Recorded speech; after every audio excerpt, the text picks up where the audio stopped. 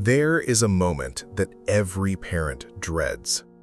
Your child is on the floor of a grocery store, screaming, and every person walking past is staring at you like you have personally failed as a human being. Now, here is what is strange. That moment almost never happens in Japan.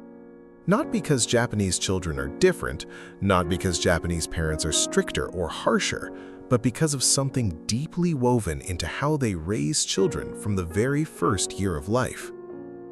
To most Western parents, a calm child looks like a disciplined child, a child who has been told no enough times that they have learned to behave. But research tells a completely different story. Japanese children are not calm because they are controlled. They are calm because they have been taught to understand their own emotions before those emotions explode. Here is the bold claim. Japan has one of the lowest rates of childhood behavioral disorders in the developed world. A 2019 cross-national study published in the journal Epidemiology and Psychiatric Sciences found that Japanese children aged 4 to 11 showed significantly lower rates of conduct problems than children in the UK, US, and Australia. Not slightly lower, significantly. I'm going to walk you through 4 specific habits that drive that difference, and I'll save the hardest one for last. Because when I first read the research on it, I genuinely did not believe it was real. This will take you about 8 minutes, no equipment needed, no parenting course required, just 4 ideas that you can start applying tonight. One quick note, this is about culture and behavior, not medical diagnoses. If your child is struggling with serious emotional regulation challenges, please speak with your pediatrician first. Habit 4. Name the feeling before you address the behavior. In Japan, this practice is called kimochi, which translates directly as feeling or the state of one's heart. Japanese parents and preschool teachers use this word constantly, not as a lesson, as a reflex. When a child grabs a toy from another child, a Western parent's first instinct is usually to correct the behavior. Stop that. Say sorry. Give it back. The assumption is that if you address the action quickly and firmly, the child learns the rule. But here is what research actually says. A study from the University of Tokyo found that preschool teachers who used kimochi language, naming the emotional state of both children involved, saw a 34% reduction in repeat aggressive incidents among children aged 3 to 5, compared to classrooms using direct behavioral correction alone. The emotion comes first, the behavior follows. In Japanese preschools, a teacher might kneel down and say, "Your friend is feeling sad right now. Their heart hurts." Not, "That was wrong."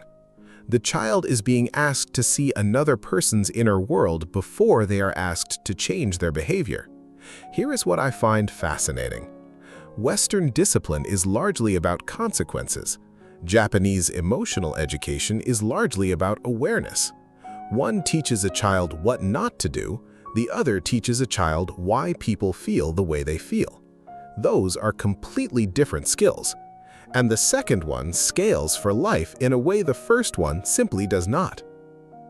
Habit 3. Never negotiate during the storm. Japanese parenting has a concept deeply embedded in early childhood practice called mate, meaning wait or not yet. It sounds simple. It is not simple at all. The common Western belief is that when a child is melting down, that is the moment to reason with them, to explain, to negotiate, to offer choices. We do this because it feels respectful. It feels like we are treating the child as a person. But a study from Kyoto University published in 2017 found something that should change how every parent handles tantrums.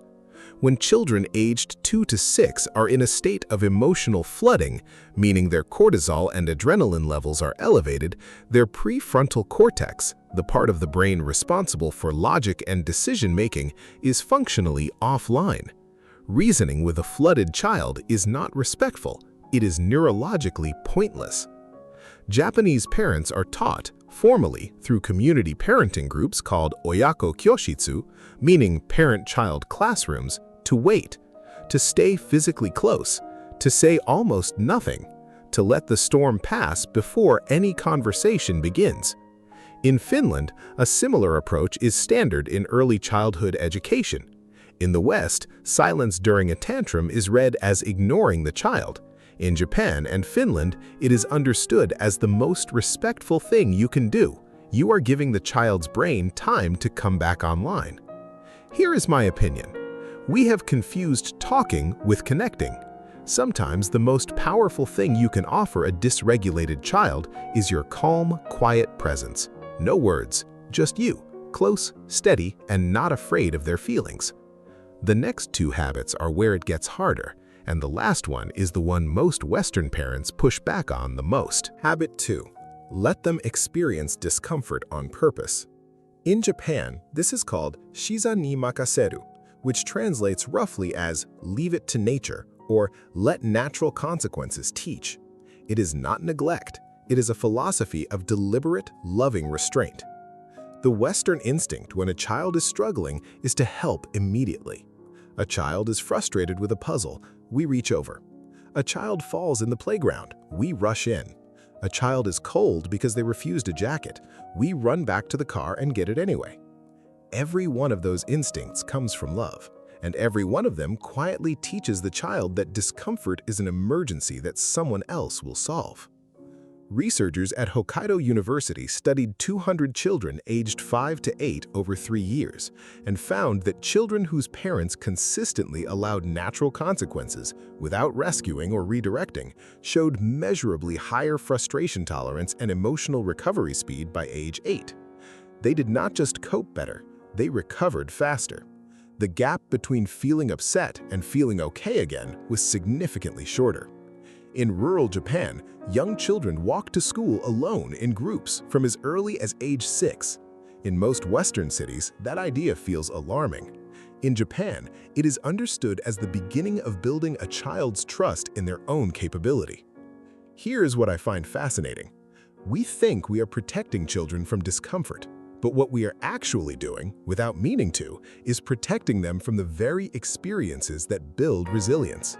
Discomfort is not the enemy of a calm child. Discomfort handled without panic is how a calm child is made. Now we are at habit 1, the one I teased at the start, the one that most Western parents argue with me about when I bring it up.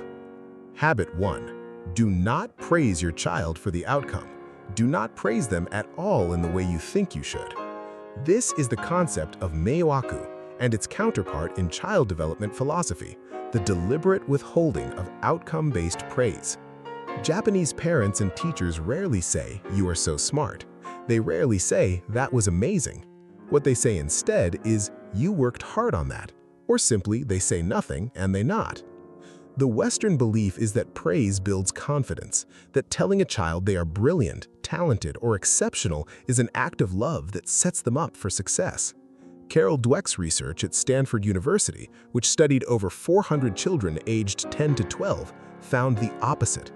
Children who were praised for being smart became risk-averse.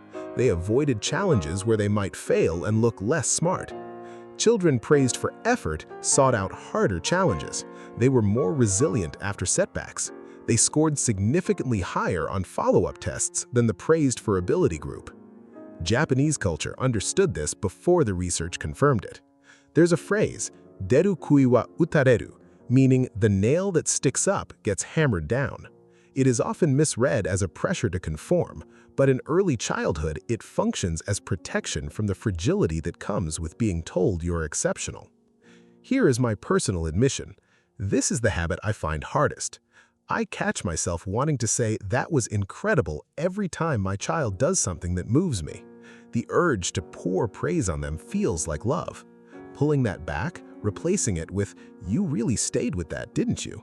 That takes real effort, every single time. But the research payoff is undeniable. Dweck's follow-up studies found that by adolescence, effort-praised children showed 40% greater persistence on difficult academic tasks than outcome-praised children. Not slightly more persistent, almost half again as persistent. The habit that feels least loving in the moment may be the one that serves your child the most over a lifetime. Here is the real insight underneath all four of these habits. Japanese parenting is not about producing calm children. It is about producing children who are not afraid of their own inner world. Every habit we covered points to the same philosophy. Name the feeling so it loses its power. Wait out the storm so the child learns the storm always passes. Allow discomfort so the child learns they can survive it. Withhold empty praise so the child builds a self that does not depend on other people's approval to feel whole. That's not a parenting technique. That's a way of seeing a child as someone already capable, already whole, already equipped to handle hard things. Your job is not to remove the hard things. Your job is to stay close while they learn to move through them. And here's what I want you to hear clearly. You do not need to move to Japan. You do not need a different house, a different school, or a different child. You need one moment tonight. One meltdown where you sit close and say nothing instead of negotiating. One puzzle where you keep your hands in your lap. One, you really stayed with that instead of you are so smart. That's where this starts. One moment, tonight. I want to ask you something in the comments. Which of these four habits feels hardest for you personally and why? I'm genuinely curious because the answers are always different depending on how we were raised ourselves.